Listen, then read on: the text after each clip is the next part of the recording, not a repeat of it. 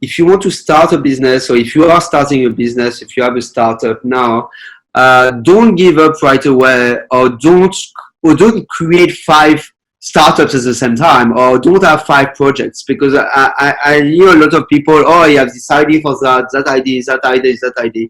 Yeah, at the end, you don't do anything. It's like having ideas is not it's not hard. I mean, everybody has so many ideas every day. What's hard is execution. Hello, everyone. We have the pleasure of welcoming Jonathon to our interview series. I'm Imtiaz from the Engati team. Let's begin with a quick introduction of Engati. Engati is the world's leading multilingual no-code chatbot platform, available across 14 channels with 25,000 bots created across 186 countries in every domain and use case. Engati has also been recognized as a top platform by Inc.com, TechWorld, CIO, and many others. We run the Engati blog, video channel, and the Engati Engage podcast, is seeing upwards of 300,000 visitors annually. And now for our guest. Jonathon is the co-founder and CEO of Growth Hackers. He's an enthusiastic consultant helping startups, fellow entrepreneurs, and SMBs growing their digital marketing and growth hacking. He helps businesses succeed by building brands online, communities, generating leads, customer acquisition, and retention. He has worked with businesses from 70 plus countries, lived in 7 countries, and speaks 4 different languages. Originally from France, Jonathon considers himself as a global guy. But before we get the inside scoop from Jonathon himself, here's a quick announcement. We have something special for all of you, so stick around till the end of the interview. Welcome, Jonathon. Oh, thank you, Imtiaz, for receiving me today. All right. So are we good to get started? Yes, go ahead. Okay. The first question for today. Growth hacking is relatively new in the market. Can you shed some light on it, please? It's like growth hacking.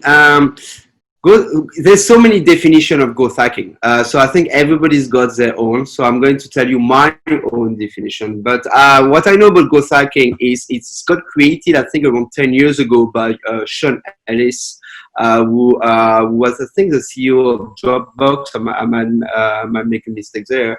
But the thing is, growth hacking, in my opinion, always kind of was supposed to be there. And the thing is, my definition, before I entered the growth hacking industry about 5 years ago, I worked in digital marketing and marketing for many companies in Australia, in France, in Taiwan, in US, and so on.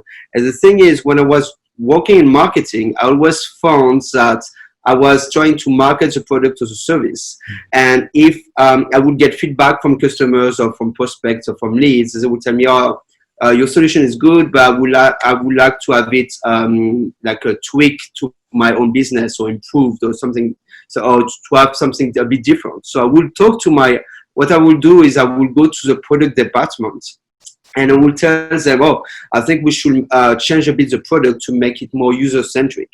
And the thing is, I found that in many companies, in many countries, they always told me the same. It's like, no, you are marketing, you are not improving the products. So that's not your job. Your job is to market and sell the product. I always found that it was not the right way to do it. In my opinion, you do marketing, but you want to get involved in the product itself or the service itself.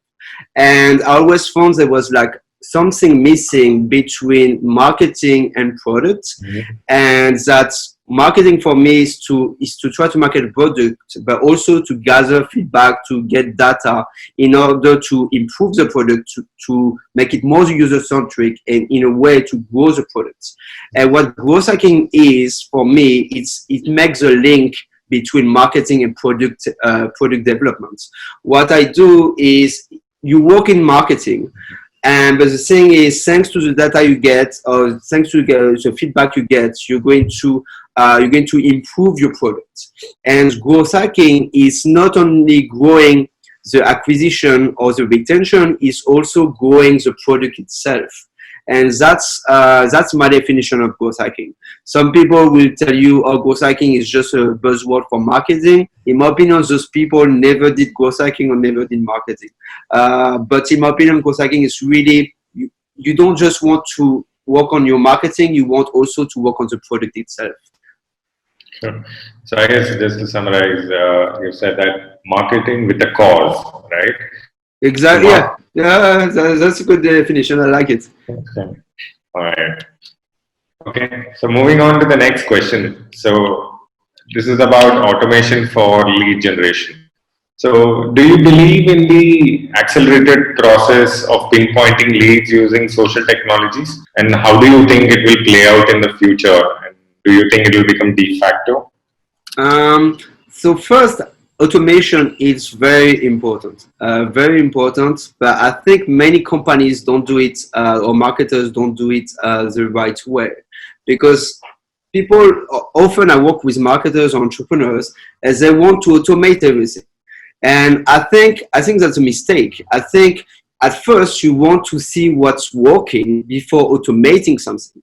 You don't want to automate something that is not working, because automating something, no matter what it is, going to take you so much time. So if you automate something, it's not working, it's pretty much useless. So what you want to do is first doing, like I would say, things that are not obviously scalable, not obviously, you don't really know how to automate things. And once you find something that works, then find a way to automate it. And a lot of people tell me, oh yeah, but like a very famous growth hack was, I think it was Airbnb. I don't know when, like maybe 10 years ago or something. They went to Craigslist and pretty much automated their lead generation, automated like the message they were sending. But they didn't automate this at the beginning. They automated once they found out that it was working. At the beginning, they tested so many different strategies, like going door to door, like sending emails, going to Craigslist. And then once they found that Craigslist was working, they found a way to automate it. So automation is extremely important. It's already big. Now it's going to get even bigger, but don't make the mistake by trying to automate things from the beginning. Try to find what works, and then you can automate. Yeah. And what do you think about automation on, so we spoke about Craigslist, right? What do you think on top of like LinkedIn or any other social media? So for LinkedIn, for me, I don't automate anything. I like, because it's like I like to connect with the right people to have a conversation. But I know that it's work for LinkedIn. I know like a lot of people are automating with Linked Helper, or I think there's some other Duck Soup. I think there's some other tools. So I know it's working. I know it's working because you can automate, like connecting with CEOs from, I don't know, from US, or you can send an automated message and everything.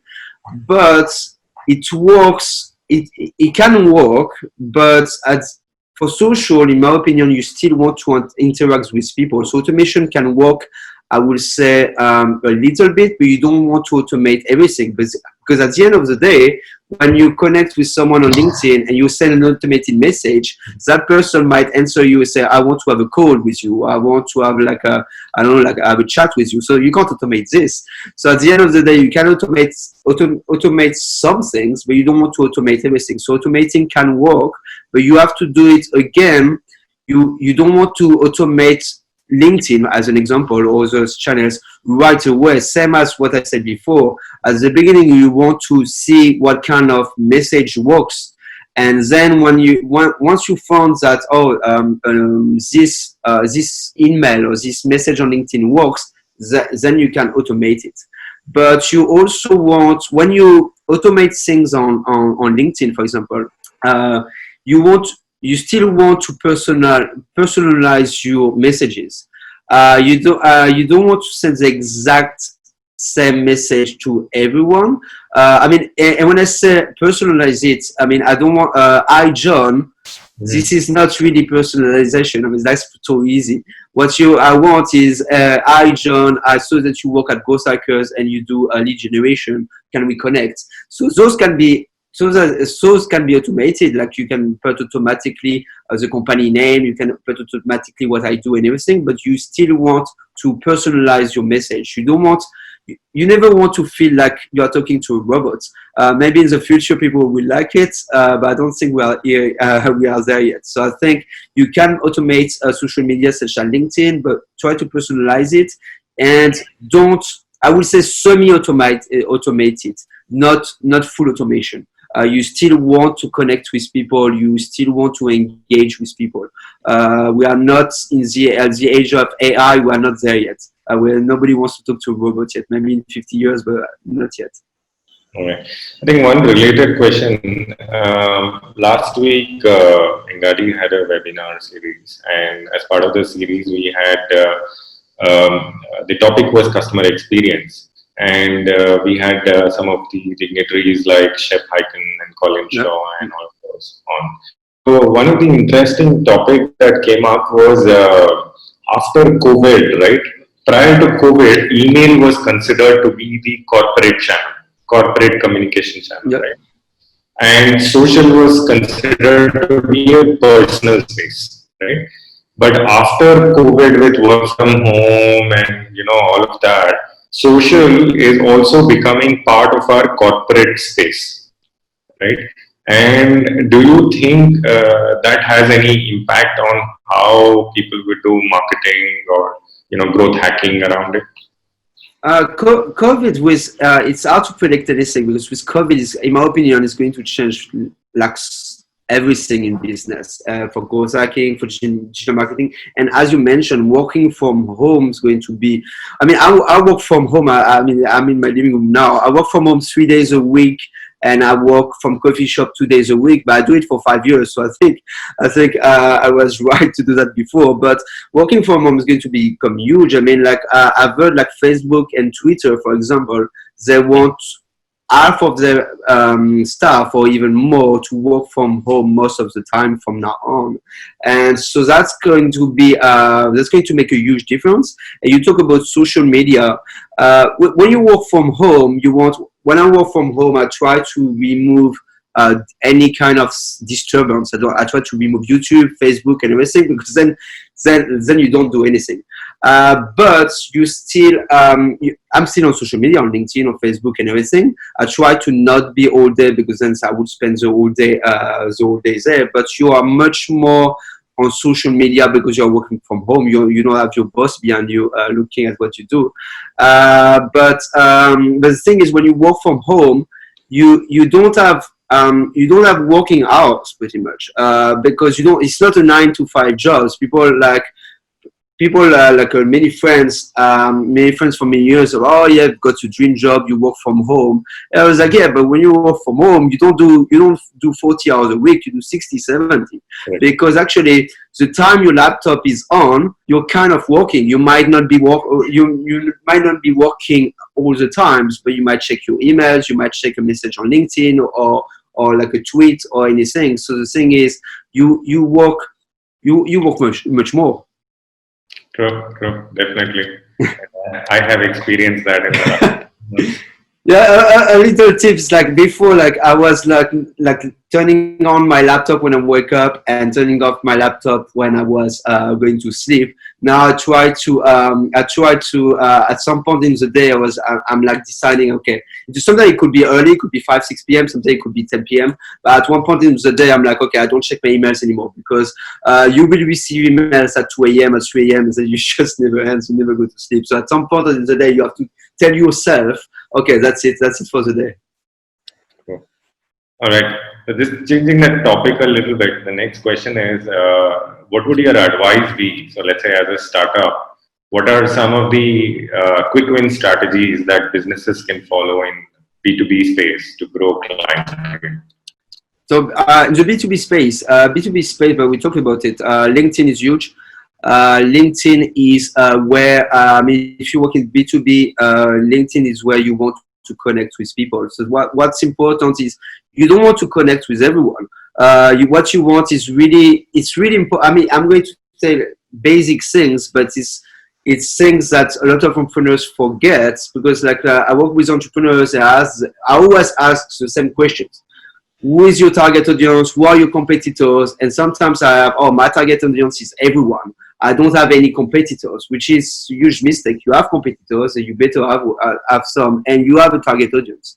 The thing is really you need to understand who's going to be interested by your product or your service, and you want to connect with them. So you can send a connection request, maybe like a personalized message, as I mentioned, like, oh, I John, this is what I do, but you don't want to be on social media when you connect with on LinkedIn, when you connect with people, you don't want to be salesy. I mean, you want to be salesy maybe like a further down the line, but you don't want to. Like, I know some people connect with me on LinkedIn, and the first message you send me is like a long sales emails, and I'm like, okay, block. I don't want this. What I want is let's connect. Like, oh, what do you do? What is your product? What is your service? Who do you help? What is the problem you solve? And then we can see if there's like a fit. If you can help me or if I can help them one way or the other. But it's important to connect with people and not to be too salesy. You can even like share some tips, some content with your target audience, but you want to connect with them, because at the end of the day, you sell your product or your service to someone. So yeah, connect and connection is extremely important in my opinion. So it's like you want to connect with people and you don't want to sell your stuff right away. First, for example, if you want to target CEOs of small businesses in US as an example, the thing is, maybe the CEO you're going to connect is not the right person. Maybe it's the CFO, the warehouse manager, or the logistic manager or something. So you don't want to sell to someone. Actually, that person might not be exactly your target. You might want to find out who to talk to actually. So connecting with people and actually being interesting with people. You don't want to fake. I mean, I never fake it, but you don't want to fake it. You want to ask question and listen to the answer. You want to ask a question. No matter what the answer, I'm going to sell you my stuff. You literally want to listen to people, what they have to say, and then you can propose them something. Or sometimes I connect with people. They tell me, oh, can you help me with growth hacking in China, in mainland China? And I tell them no. I mean, I don't have experience in mainland China. And in mainland China, there's no Facebook, no Twitter. I'm not quite sure about LinkedIn, but there's no Google or anything. So actually, all I'm doing is I can't help you with China. It's like I can refer you to a Chinese marketing agency who can help you, but I can't help you myself. So it's like I'm not going to tell you I can do it if I can't. Yeah. So I think just to summarize, I think you said first build the connection. Yeah. Get interested in the person. Try not to be salesy, and then figure a way out to reach out for help. Right? Totally, exactly. I think that's good advice. On a related note, how do you think growth hacking is different in B2B versus B2C? And do you think automation helps in both B2B and B2C? So growth hacking and automation helps in both. There's no doubt about it. It will help in both. After the B2B and B2C, the main difference from my experience, B2B is you don't need to sell as much, because it's not about quantity, it's about quality, I would say.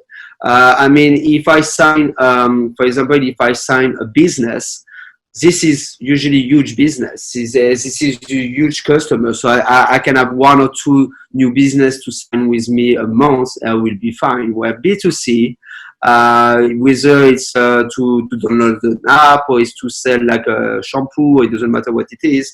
It's more about quantity usually. You need to sell a lot. Because usually an individual or a consumer is not, their budget is not as much as a company. So the thing is, I would say on B2B, it's really about quality. On B2C will be more about quantity. But it helps on both. Automation helps on both, definitely. On B2C also, you have to be careful. I mean, I'm from because with the GDPR, I think, like in Europe, I mean, I don't live in Europe anymore, but I know in Europe they've got this GDPR, I think something, the GG, I can't remember the name, but it's kind of like, for example, cold emailing. Cold emailing is fine if it's personalized. It's same as cold calling, pretty much. It's fine for B2B. For B2C, I don't think that's legal actually. So, for example, if I want to sell TV to someone, or if I want to sell to promote an app, I can't do it in Europe through cold emails. But for B2B, if I contact a business to do business with, that's okay to do cold emails. So there's a few different things that you have to do. You have to check like if it's okay to do it. But it's automation and growth hacking are helpful for both. Thank you. Yeah. So the next question is, how can one go about using social media for brand awareness and social selling? So how to use it? The thing is how to use it. But first, you don't. First, again, I go back to this. You need to know where your audience is. For example, if you let's say if you sell like a swimwear, Instagram might be very useful. LinkedIn might be useless. You're not going to sell a swimwear on LinkedIn, or I don't know how you do it. And the opposite, if you sell like marketing services, being on Instagram, I think Growth Hackers is on Instagram, but we are not getting any leads or any customers there, so we don't really give a big focus there. So it's important first to know where your audience is, and then you want to create content for you. This is key. Is creating good content, creating quality, good, helpful, interesting, funny, controversial content can be interesting too, and promoting your content. There's a 80-20 rule. Actually, at Growth Hackers, we think the 20-80 rule. We think 20% of the time should be about creating content. 80% of the time is promoting your content. Because creating content can take time, but you want your content to be seen. If you create a blog post or an infographic or an image, or it doesn't matter what it is, you want it to be seen. So spend time promoting your content to connect with the right people. Pay for ads if you've got the budget for it. Take time to find the right hashtags. Maybe go to your partner, to potential partners, potential leads, and engage with their content. That could be also interesting by saying, okay, you created this infographic. We created this infographic too, which is complementary. So connecting with your audience, but also with influencers in your industry, without obviously working with influencers. Sometimes it can be very expensive, but you can connect with them directly, saying, are you interested? I can share your content. You can share my content, or you can connect with. I mean, let's say if it's Instagram and you sell swimwear, you can connect with their followers, or you can connect with people who commented on their posts. So take time to promote your content, not only create it. I see companies or startups, for example, they want to create 2 or 3 blog posts a day, but that's too much. It's like how do you find the time to promote your blog post?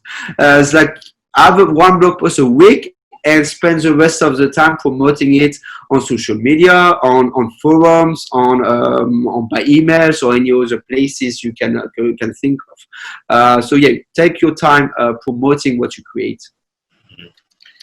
I really like the 20-80 rule. We have heard of Pareto principle. We always say 80-20. Yeah, that's why I thought you reverse it in this case. So now we know it actually works the other way around as well. Yeah. Okay. So the next question: how do you build an online community to leverage brand recall and associations? What are your thoughts around that? So how to build a community and a brand. So that's first that takes time, and that takes it depends where you are in your journey. I think what I can give you is maybe a few examples of how companies did it or didn't do it. I think Slack, for example, Slack now with work from home is going really well. But Slack, from what I've heard, they did really well. Is before they even launched. So years ago, when they were in beta, what they did is they worked with a lot of small teams, small startups, maybe small businesses, and they work like hand to hand with them to see what kind of solutions they wanted to create, what kind of features Slack had to do it. So that's how they built a community from the really beginnings, like really at beta version, they were already connecting with the target audience, gather feedback, improving the product. So growth hacking, as I defined it at the beginning, but it could be called any other way. But the goal is they were working on product development directly with their audience through beta testing, and that's why Slack has got a very good community now. That's why now there's so many Slack channels and everything. But if you didn't do it at the beginning, which is most of companies didn't build a community at the beginning, then what you want to do is get in touch with your happy customers or happy users and give them something for free in exchange again from their feedback. Maybe what do you think about this new feature, what do you think about that or about this, and give them, okay, I give you like a lifetime free deal or like a 3 months free or something if you exchange feedback. And that's usually building a community is by making your users or your customers engage with your product. If they engage with your product or your service, then that's how you will build a community. So make sure that the customer experience or the user experience in some cases is really good, that your customers, your happy customers become loyal customers, and then your loyal customers even refer their friends or their fellow entrepreneurs or anything. But so what's important to build a community is making customer experience best, making sure that the customer is happy. I think it was Jeff Bezos when he created Amazon. I think that's what he wanted to focus on, is on user experience, customer experience. I think he might have lost his way now, but I think that's how Amazon becomes that big. Yeah, I think very good examples. Even Amazon, I think, has been the pioneer of customer experience, and they were the first to talk about customer experience, right? Yeah. And thank you for your valuable points. I think one final question for the interview today. Are there any other thoughts that you would like to share with our audience, that you would like to give as a general rule or principle that they should follow in their business and so on? Yeah, like for people who I give this tip very often, but if you want to start a business, or if you are starting a business, if you have a startup now, don't give up right away, or don't create 5 startups at the same time, or don't have 5 projects, because I hear a lot of people, oh, I have this idea for that idea, Yeah, at the end you don't do anything. It's like having ideas is not it's not hard. I mean, everybody has so many ideas every day. What's hard is execution. It's actually doing it, and to do it, you can't be distracted by 5 different projects. You have to focus on really one thing. Focus on your project, on your company, and for quite some time. It takes time. Don't give up after 2 weeks. If it doesn't work after 2 weeks, don't worry, that's normal. I mean, I don't know any entrepreneurs who succeeded after 2 weeks. It takes months to really build something that is working. But if you're really passionate, if you really believe in what you do, really focus on that thing. And it's going to work. It's going to work. And if after sometimes it's not working, maybe you can pivot, because pivoting is fine. I mean, I'm pivoting all the time. Our growth hackers or with our customers, we are pivoting all the time.